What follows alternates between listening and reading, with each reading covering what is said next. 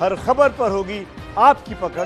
Download कीजिए ABP live app. पिछले एक साल से कोरोना से लड़ रहे दुनिया के तमाम देश अब कोरोना को काबू में करने वाली वैक्सीन को जल्द से जल्द लोगों तक पहुंचाने के मिशन में लग गए हैं।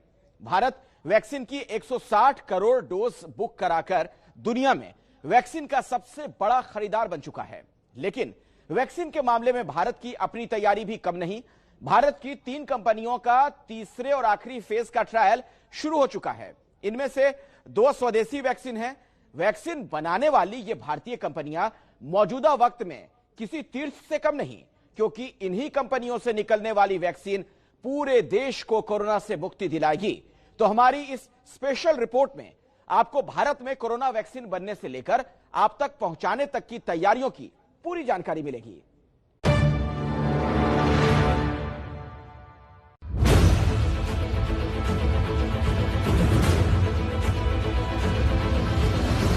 दुनिया की नजर कम कीमत वाली सबसे सुरक्षित वैक्सीन पर है और इस वजह से स्वाभाविक है पूरी दुनिया की नजर भारत पर भी है।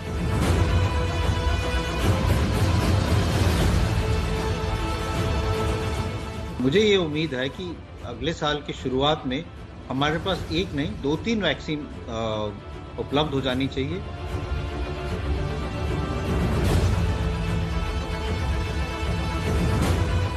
करीब करीब 8 ऐसी संभावित वैक्सीन है जो ट्रायल के अलग अलग चरण में और जिनकी मैन्युफैक्चरिंग भारत में ही होनी है। यानी कोरोना की वैक्सीन तैयार करने की दौड़ में भारत दुनिया के बड़े देशों को टक्कर दे रहा है। प्रधानमंत्री मोदी ये साफ कर चुके हैं कि वैक्सीन के लिए भारत के लोगों का इंतजार अब जल्द खत्म होने वाला है। भारत की अपनी 3 अलग अलग वैक्सीन का ट्रायल अलग अलग चरणों में है। एक्सपर्ट्स ये मानकर चल रहे हैं कि अब कोरोना की वैक्सीन के लिए बहुत ज्यादा इंतजार नहीं करना पड़ेगा। माना जा रहा है कि अगले कुछ हफ्तों में कोरोना की वैक्सीन तैयार हो जाएगी। जैसे ही वैज्ञानिकों की हरी झंडी मिलेगी, भारत में टीकाकरण अभियान शुरू कर दिया जाएगा। वैक्सीन को लेकर प्रधानमंत्री मोदी को ये भरोसा इसलिए है क्योंकि पिछले हफ्ते वो खुद भारत के उन 3 बड़े संस्थानों में गए जहां कोरोना की वैक्सीन बनाई जा रही है। पुणे का Serum Institute of India British company AstraZeneca के साथ मिलकर वैक्सीन बना रहा है। अहमदाबाद में pharma company Zydus Cadila ZyCoV T के नाम से वैक्सीन बना रही है और हैदराबाद के भारत बायोटेक में कोवैक्सीन नाम से स्वदेशी वैक्सीन तैयार हो रही है। यानी ये 3 भारत में कोरोना के वो मुक्ति धाम हैं जो आने वाले वक्त में देश को कोरोना वायरस से मुक्ति दिलाएंगे। हमारे पास अब जो वैक्सीन जो एडवांस स्टेज में है वो एक सीरम इंस्टीट्यूट की वैक्सीन भी है और एक भारत बायोटेक की जो वैक्सीन है। मुझे ये उम्मीद है कि अगले साल की शुरुआत में हमारे पास एक नहीं 2-3 वैक्सीन उपलब्ध हो जानी चाहिए। जो रशियन वैक्सीन है स्पुतनिक, उसके ट्रायल भी चल रहे हैं, वो भी अगले तब तक खत्म हो जाएंगे और उसके भी इमरजेंसी यूज ऑथराइजेशन मिल सकता है। तो हमारे पास एक नहीं, उम्मीद यह है कि ज्यादा वैक्सीन अवेलेबल होंगी और वो फिर हम ज्यादा लोगों को डिस्ट्रीब्यूट कर पाएंगे। कोरोना वैक्सीन को लेकर दुनिया भारत को उम्मीद भरी निगाहों से देख रही है, क्योंकि वैक्सीन के क्षेत्र में भारत आज से नहीं लंबे समय से अपनी धाक जमाता रहा है। आज से करीब 125 साल पहले 1893 में भारत में पहली बार कॉलरा की वैक्सीन का ट्रायल हुआ था। आजादी के वक्त यानी 1947 तक भारत चेचक की वैक्सीन बनाने के मामले में आत्मनिर्भर हो चुका था। आज पूरी दुनिया की 1/4 वैक्सीन भारत में बनती हैं। भारत की अलग अलग कंपनियां करीब 30 तरह की वैक्सीन बनाती हैं। दुनिया के विकासशील देशों में करीब 60% वैक्सीन की सप्लाई भारत से होती है। इसीलिए ये माना जा रहा है कि कोरोना की वैक्सीन के मामले में भी भारत अपना दबदबा कायम रखेगा और उसमें भारत के उन सभी संस्थानों की भूमिका बेहद अहम होगी जो इस वक्त कोरोना वैक्सीन पर काम कर रहे हैं। एक तरह से मानकर चलिए कि सभी कमर कस के तैयार बैठे हैं। करीब करीब 8 ऐसी संभावित वैक्सीन है जो ट्रायल के अलग अलग चरण में और जिनकी मैन्युफैक्चरिंग भारत में ही होनी है। भारत में वैक्सीन बनाने वाले तीनों बड़े संस्थान आखिरी दौर के ट्रायल तक पहुंच चुके हैं। हम आपको इन संस्थानों के वैक्सीन बनाने के सफर की पूरी कहानी दिखाएंगे, लेकिन उससे पहले देखिए वैक्सीन ट्रायल की कुछ तस्वीरें। कोरोना वैक्सीन के क्लिनिकल ट्रायल में शामिल ये हैं डॉक्टर एमसी मिश्रा। एम्स के डायरेक्टर रह चुके एमसी मिश्रा को आज ही ट्रायल के तौर पर कोरोना की वैक्सीन लगाई गई। इससे पहले 20 नवंबर को हरियाणा सरकार के मंत्री अनिल विज वैक्सीन के क्लिनिकल ट्रायल में शामिल हुए थे। विज को भारत बायोटेक की वैक्सीन लगाई गई थी। हालांकि आज अनिल विज ने ट्वीट कर ये जानकारी दी कि वो कोरोना संक्रमित हो गए हैं, जिसके बाद ये सवाल उठने लगा कि वैक्सीन लगाने के बाद भी कोरोना कैसे हो गया।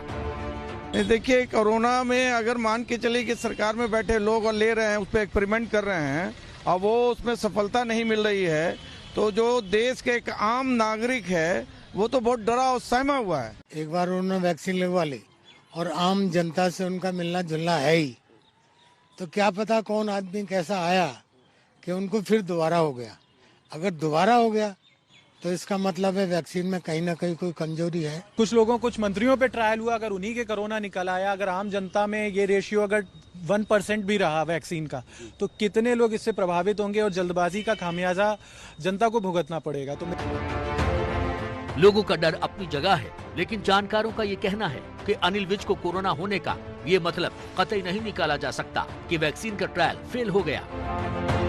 एबीपी न्यूज ने एम्स में वैक्सीन के ट्रायल से जुड़े डॉक्टरों से बात की तो उन्होंने बताया कि अनिल विज को कोरोना हुआ तो इसके 2 कारण हो सकते हैं।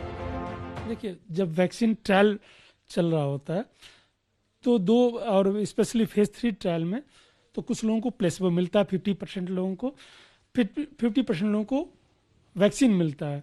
किसी को नहीं पता कि किसको वैक्सीन मिला है, नहीं पार्टिसिपेंट को पता होता है, नहीं एज ए इन्वेस्टिगेटर, क्योंकि ये साइंस का पहलू है, हमें इफेक्टिवनेस देखना होता है। अगर हमें पहले से पता रहेगा तो एक बायस ओपिनियन हो जाती है। पूर्णतः जो इम्यूनिटी है, जो अगर हम क्लेम करते हैं कि इसमें 94% है, तो वो जो भी रिजल्ट्स आए हैं वो 2 डोजेस के बाद आए हैं।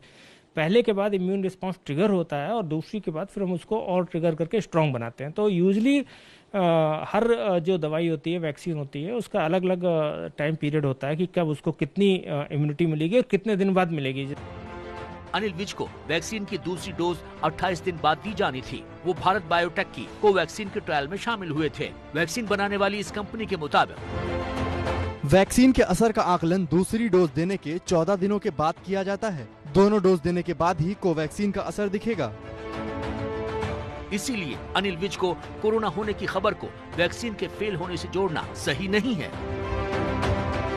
हैदराबाद की भारत बायोटेक उन 3 संस्थानों में शामिल है जो कोरोना वायरस के खिलाफ वैक्सीन बनाने के मिशन में लगे हैं। 28 नवंबर को प्रधानमंत्री मोदी भारत बायोटेक के सेंटर में गए थे और उन्होंने यहां वैक्सीन बनाने की तैयारियों की पूरी जानकारी ली थी। भारत बायोटेक की स्थापना 1996 में अमेरिका से लौटे 2 भारतीय वैज्ञानिकों ने की थी। अलग अलग तरह की वैक्सीन बनाने के मकसद से भारत बायोटेक की स्थापना हुई। आज की तारीख में भारत बायोटेक के पास 160 ग्लोबल पेटेंट हैं। चिकनगुनिया और जीका का पहला टीका भारत बायोटेक ने ही बनाया था। ये संस्थान जापानी इंसेफ्लाइटिस यानी दिमागी बुखार का भी टीका बना चुका है। दुनिया के 120 देशों में 300 करोड़ से ज्यादा वैक्सीन डोज की सप्लाई कर चुका है। अब आईसीएमआर के साथ मिलकर कोरोना की वैक्सीन बना रहा है। भारत बायोटेक की कोवैक्सीन का 3रे चरण का ट्रायल चल रहा है। भारत में वैक्सीन के क्षेत्र में काम करने वाले सबसे पुराने संस्थानों में से एक है पुणे का सीरम इंस्टीट्यूट ऑफ इंडिया, जो फिलहाल ब्रिटिश कंपनी एस्ट्राजेनेका के साथ मिलकर कोरोना की वैक्सीन बना रहा है। सीरम इंस्टीट्यूट में जो स्टडी होगा उसमें सिर्फ 1600 लोगों का स्टडी होगा। उसमें ये टॉक्सिक है, उसके हार्मफुल इफेक्ट्स कोई नहीं है, ये पहले देखा जाएगा। उसके सिवा वो देखेंगे और कि इम्यूनोलॉजिकल रिस्पॉन्स जिसे हम बोलते हैं वो कहाँ तक आता है, और ये दोनों मापन पे वो अगर सही निकलते हैं तो ये वैक्सीन आगे भारत में लग सकता है। सीरम इंस्टीट्यूट की स्थापना 1966 में डॉक्टर साइरस पूनावाला ने की थी। आज ये दुनिया की सबसे बड़ी वैक्सीन उत्पादक कंपनी बन चुकी है। पोलियो से लेकर डिप्थीरिया, हेपेटाइटिस बी जैसी बीमारियों का टीका इसी कंपनी ने बनाया। सीरम इंस्टीट्यूट में हर साल वैक्सीन की 150 करोड़ डोज बनती हैं। दुनिया के 170 देशों में सीरम इंस्टीट्यूट की वैक्सीन सप्लाई होती है। दुनिया के 65% बच्चों को लगने वाले टीकों में से कम एक टीका सीरम इंस्टीट्यूट का होता है। इस कंपनी की बनाई गई वैक्सीन को WHO भी मान्यता देता है।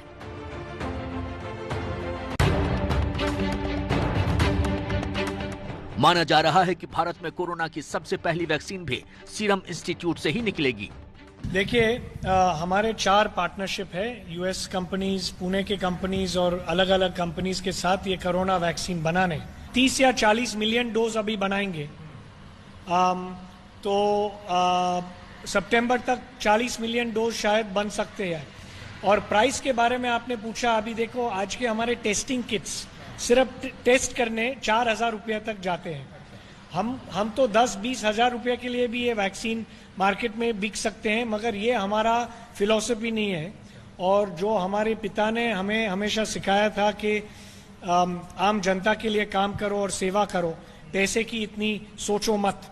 हम ये वैक्सीन 1,000 रुपये के लिए सिर्फ देने के लिए हमारे देश के लिए तैयार है। जिस तरह से फाइजर कंपनी को ब्रिटेन में वैक्सीन के इमरजेंसी इस्तेमाल की इजाजत मिली है, उसी तरह सीरम इंस्टीट्यूट अगले 1 हफ्ते में कोविशील्ड नाम की वैक्सीन के भारत में इमरजेंसी इस्तेमाल की अनुमति मांगने वाला है।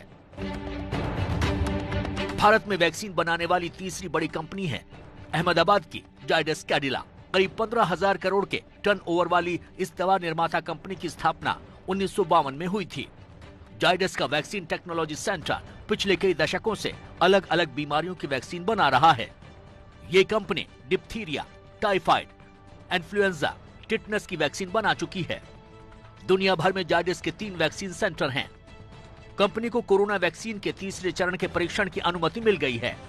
ज़ाइकोव-डी नाम से कोरोना वैक्सीन के तीसरे चरण का मानव परीक्षण इसी महीने शुरू होगा। देश के 20 से 25 केंद्रों में कोरोना की वैक्सीन का मानव परीक्षण किया जाएगा। कंपनी का कहना है कि दूसरे चरण के ट्रायल के नतीजे बहुत अच्छे रहे हैं, इसीलिए तीसरे चरण के कामयाब होने की पूरी उम्मीद है। यानी कुछ महीनों के अंतराल में भारत में कोरोना वैक्सीन के कई विकल्प मौजूद होंगे। इसीलिए सरकार अब वैक्सीन के वितरण की तैयारियों में जुट गई है।